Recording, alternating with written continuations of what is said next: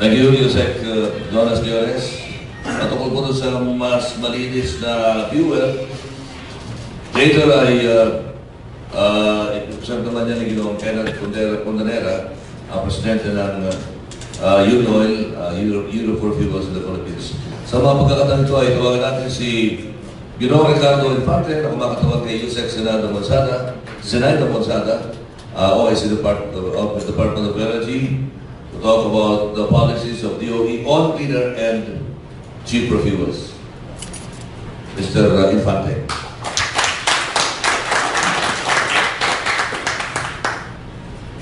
Maraming salamat po. Good morning to our Honorable Congressman Mari, our President of the SICAP, and to all the members of SICAP, and to all of you attending this symposium this morning. So in behalf of OIC Secretary Zenaida Monsada, who is now in Cebu for a very important commitment there on power, ako lang muna ang harap sa inyo for a short presentation on the title Policies DOE on Cleaner and Cheaper Fuels. So, mamaya ko naman correct, hindi naman cheaper, ano lang, we would like to emphasize fair price, not cheaper price fuels.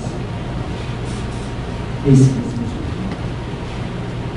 So our main policy of DOE for cleaner fuels is to improve petroleum fuel quality. And to improve petroleum fuel quality, one measure is to shift to cleaner alternative fuels.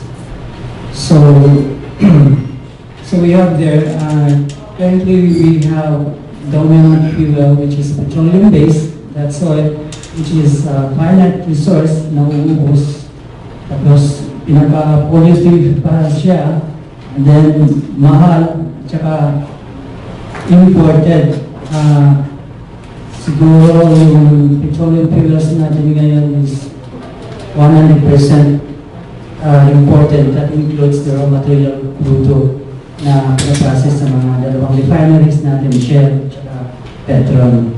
So, we have the alternative fuels which we know are cleaner than petroleum-based.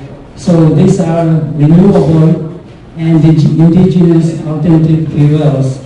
Under renewable, we have the biofuels, which we know we're promoting the bioethanol and the biodiesel. The bioethanol for the gasoline and for the biodiesel for the diesel. These are also indigenous. We have it, we can produce it locally, and that also includes the CNG, which we have also in Manampaya. Next slide, please. So, these policies have three pillars, laws, which we base or which guide us to implement this fuel quality improvement. First, we have the Cleaner Act of the DNR in 1999, and then we have also the Biofuels Act of 2006, and the Downstream Oil Industry Deregulation Act of 1998. Next slide. So, in achieving or accomplishing the requirements of those three laws, three acts, we have a technical committee which we call the Technical Committee on Petroleum Products and Additives. This technical committee is mandated under the Cleaner Act to set and review standards for fuels. And the composition of this, we have the DOE and the DNR as the chair and the co-chair respectively. And then the members are from the other government agencies. We also have from the fuel sector, the oil companies, Petron Shell, Chevron, PIP, IPCA, and the other independent oil companies. And then, of course, the engine suppliers, manufacturers, like Lecampi, PASI, AMDA, and NDPPA, and also a representative from the consumer sector and academia. Dapat may NGO. Dapat may IPCA. Sino ang chairman niya? Sir DOE, si OIC Secretary Senador Mansado. But who actually attends and calls the meeting? Siya po, most of the time, yes, if she's available. It's the DOE who chairs her. If she's not available, because she's busy.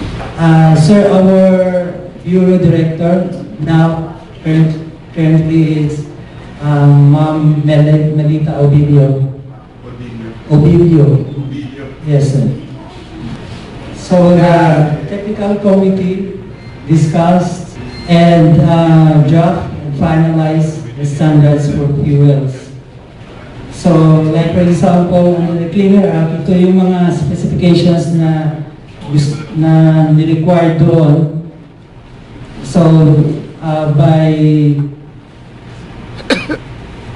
considering these specifications, we issue, the technical committee issued the corresponding Philippine National Standards, the PNS. So as you can see, ito yung mga sets of specifications for the gasoline, well aromatics, benzene, AKI, and vapor pressure, aromatics and benzene as mentioned earlier by Yusek Leones. And then for the diesel, we have also specifications for the sulfur, cetane, and so that's all. Sulfur both for industrial and automotive diesel. And we issue the corresponding Philippine National Standards. These Philippine National Standards is being implemented through the issuance of a circular, department circular, which will mandate all oil companies to comply with these standards in their gasoline and diesel and other petroleum products. Next, please.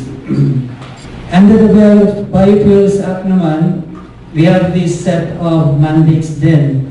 So for biodiesel, the requirement 1%, then in 2009 it's 2%. So currently our diesel has 2% biodiesel. For gasoline, it mandated bioethanol blends 5%, and then now it's 10%. And we also issue the corresponding Philippine National Standards for these requirements. So yan yung mga corresponding Philippine National Standards. Next, please. Okay, so historically, ito yung improvement ng fuel since year 2000 to the present. So as you can see, we have here stages: Cleaner Act compliance, then post-Cleaner Act, and the Biofuels Act specifications. So let me just cite in particular how we improve in sulfur. So this one. So sulfur used to be in year 2000 mga 0.1 for gasoline, naging 0.005 na ngayon. So that's the Euro 4 level that was mentioned by Yusek and by Honorable Congressman. So there is a very big improvement in terms of sulfur level. Next slide, please. For the diesel, ito rin yung improvement natin. So again, for sulfur, it used to be 0.4. Ngayon, it used to be 0.05. Ngayon, 0.005 na rin, makakababa na ng sulfur level natin. And then ito yung fuel content na biofuels component ngayon ng diesel natin to further clean or improve the quality of our diesel. So yun yung history. Other parameters or properties have also improved. Pero hindi na natin itatouch kasi sobrang technical. Next please. So having set the standards and then having issued the corresponding department circular to implement those standards, we now have an enforcement on those standards to ensure na nagko-comply yung mga oil companies. So we have spot checks and product samplings at our refineries, import terminals, bulk plants, gas stations, tsaka as well dun sa biofuel plants. We do sampling as frequently as we can. This is nationwide. And then we do test the samples we gathered for checking on PNS compliance with our laboratory. And we also have now mobile laboratory. So we do spot check doon sa mga gasolinahan. And then if ever there are penalties, non-compliance of standards, we have fines and penalties through our legal services. Next slide. So that's all about cleaner fuel. So I'd like to talk a little on the price of our fuels. Sinabi natin, mahal ang presyo natin, pero as of now, presently, mabuti mababa na ang trend natin. Like for diesel, nasa 26 pesos per liter. Hindi tulad noon na umabot na ng mga 40 o 45 pa nga. So, our policy on pricing, we'd like to clarify na hindi kami nagsiset ng price rates for fuels. It used to be regulated, but with the Deregulation Act of the industry, hindi na siniset o hindi na controlled by the government ng pricing ng fuels. So our policy, general policy in terms of the price is to ensure a truly competitive market under a regime of fair prices. In fact, minsan na namin reasonably priced. So that's it. Next slide, please. So just a short glance on how we monitor price. So kahit hindi kami nag-set ng price, nag-monitor naman kami para mabantayan namin any adjustment sa market na ipapatupad ng oil companies sa presyo ng gasolina at diesel nila. Binabantayan namin such that hindi sila lumampas din sa tinatawag na bid-in, may range kami na kinikonsider na reasonable. So, may ceiling doon. And we use this formula to estimate yung reasonable or fair price. So, hindi ko na lang i-explain kasi ito, pag ini-import yun, ito yun, because mayroong local mga tax natin, mga insurance, duties, then ito na yun, plus yung mga margins ng oil companies tsaka mga dealers. So that's how we compute. Now, anong use nung estimate namin, yung monitoring namin? Pag meron lumampas doon, sinulatan namin, we get their attention and let them explain. Nangyari naman yun, which if ever we found na hindi acceptable explanation, we refer it to the DOE-DOJ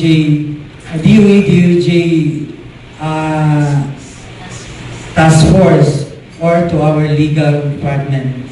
Okay, next please. Boss. So tungkol sa presyo, sila na nag-uusap, di ba yan? Kanya-kanya po sila po. Hindi sila nag-uusap, may kanya-kanya silang adjustment. How they... Parehas naman eh. Parehas. we can, dahil po, may competition. Dahil may competition. Wala nga kasi pare-parehas naman. Kasi, kulang ng cheese, kulang ng 20. Ang gusto ko lang, yung sorry ko, yung tatlong kumpanya, lalo nire-reduce ngayong gabi, ang ating gabi. Sigurado, pagdating na alas 6 na umaga, yung iba naman. Pare-pareho, halos pare-pareho. Okay lang po, kung pare-pareho sila, ang sa amin lang naman po, sa DOE, basta hindi sila lumampas dun sa reasonable level. May ceiling. May ceiling po, kaya ginagamitan namin ng computation. Hindi ko konsulta pa rin sa inyo. Hindi. Hindi na. Hindi na po. Basta kami, ano lang kami, taga-bantay at taga-monitor. Bahala sila mag-set ng adjustment nila. Kung sa sumama, may clear naman tanong. Kasi kami, marami kami, lagi naman napapahinga yung sabi nila. Ang diesel sa Pilipinas, mas marumi kaysa sa diesel sa abroad. Lagi ka lang napapahinga eh. Kaya yung problema ng polusyon, na mga gumagamit ng diesel dito sa Metro Manila at dito sa Pilipinas, gano'n lang katindi kasi mas marumi ka lang ang diesel dito kaysa sa abroad. Totoo ba yun? Depende po kung anong abroad po yun. Kasi like for example po sa sulfur level, Euro, yung which Congressman Mali and Yusek Leonis have mentioned, sa Euro 4 level, sulfur level. Meron na talaga mga countries na Euro 5 na nga, Euro 6. Tayo Euro 2 pa. Pero, again, by January 2016, we will be shifting to Euro 4 level. Medyo mataas na yun. Meron din ibang bansa po na mas marumi pa sa atin. Nasa Euro 1 pa nga eh. Tapos, wala pa silang program for Euro 4. So, they will still be Euro 2 by next year. So, yun po. Bakit nahuli tayo? Sir, Bakit yung iba Euro 5, Euro 4, tayo Euro 2? sir, actually yung mga mataas ng level ng Euro 5, Euro 6, usually po ito yung mga highly industrialized countries like the US, tsaka yung mga Europe, then Japan, ganyan. Tayo naman sa Association of Southeast Asian Nation actually po, meron tayong harmonization of standards wherein medyo magkasabay-sabay tayo ang mga ASEAN countries. With that harmonization level, nandun pa rin tayo going to Euro 4 by 2016, generally of the Asian countries. Yeah, pero it is so important bakit tayo kailangan tumata sa kanila. Alam na natin yung maganda, bakit hindi natin gawin sa cellphone. Di ba? Alam natin, sabi nga ni Yusek Jones kanina we can survive days without water or without food. No? But we cannot survive without clean air. So, kung yung air is more important, we should give it more importance and therefore, we should not level us with third world o kung ano man, no? Or ASEAN. We should level up and ginagawa naman natin yung Clean Air Act natin, ganda eh. Sobrang ganda na, sobrang pa nga sa ibang bansa eh. Bakit hindi natin magawa sa As more of social consideration, sir, on the price, again,